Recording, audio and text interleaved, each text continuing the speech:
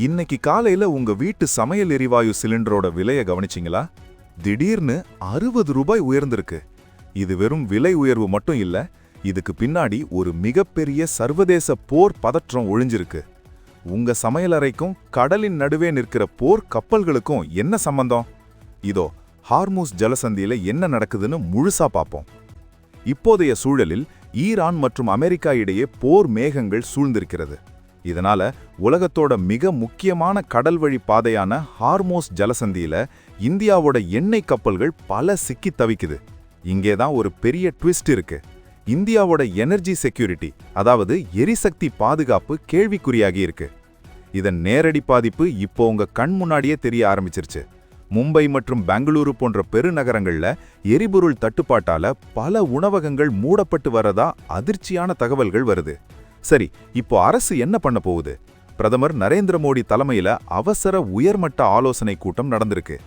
இந்திய கப்பல்களை மீட்க இந்திய கடற்படையோட அதிநவீன போர்க்கப்பல்கள் இப்போ ஹார்மோஸ் ஜலசந்தியை நோக்கி விரைஞ்சுகிட்டு இருக்கு.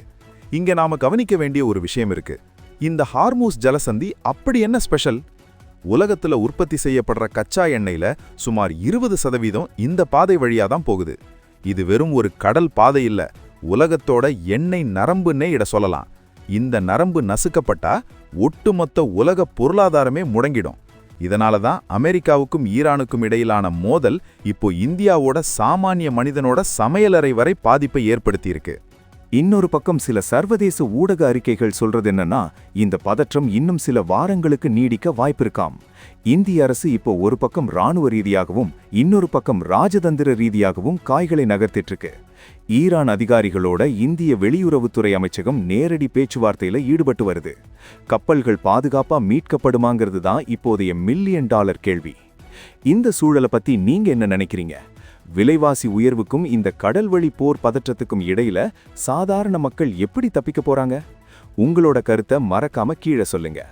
பொதுவான பின்னணியை பார்த்தோம்னா, கடந்த சில தசாப்தங்களாகவே இந்த ஹார்மூஸ் ஜலசந்தி ஒரு போர் மைதானமாகவே இருந்து வந்திருக்கு. ஆனா இந்த முறை இந்தியாவோட நேரடி தலையீடு மற்றும் போர் கப்பல்களை அனுப்புற முடிவு சர்வதேச அளவில் உன்னிப்பா கவனிக்கப்படுது.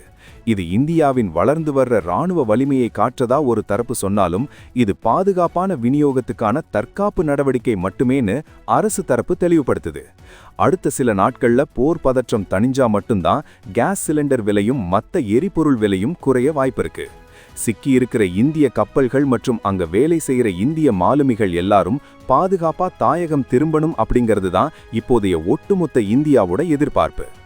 உறுதியாக தெரிந்தது என்னவென்றால், உலகத்தின் ஒரு மூலையில் நடக்கும் போர் நம்ம வீட்டு அடுப்பு வரை எதிரொலிக்கும் என்பதுதான். இது போன்ற முக்கிய தகவல்களை தெரிஞ்சிக்க தொடர்ந்து இணைந்திருங்கள். அடுத்த வீடியோவில் சந்திப்போம்.